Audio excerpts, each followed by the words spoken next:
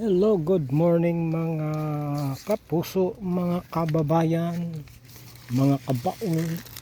Ito na po, mag-harvest na po tayo ng ating mais for 3 months. Tinanim ko to ng May 24. Harvestin ko ngayon. O yan. Ito ang puti at may purple.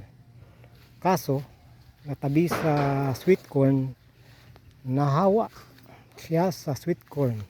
Ang sweet corn naman, nahawa din sa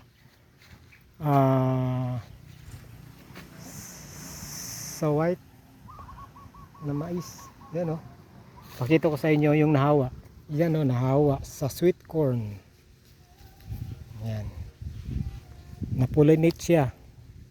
Yan, nahawa. Ito ang sweet corn. Yan, nahawa siya. Kaya kapag magtanim, sabi ko sa sunod na tanim, ito malayo na ito, 5 meters na, malayo na, pero nahawa pa rin sa sweet corn, no? May yellow pa rin nahalo. Kaya kung magtanim tayo, huwag nating tabihan ng ibang klaseng mais kasi nahawa pa rin, nahawa pala. Ayan mga kababaol, yan ay ating harvestin ngayon.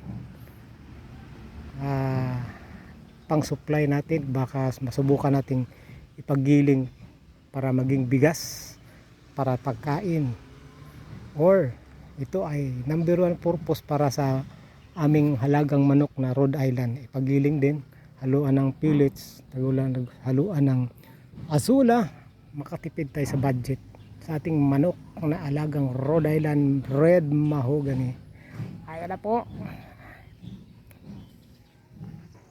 itong ubang mga tanim natin, ating farm, mini farm.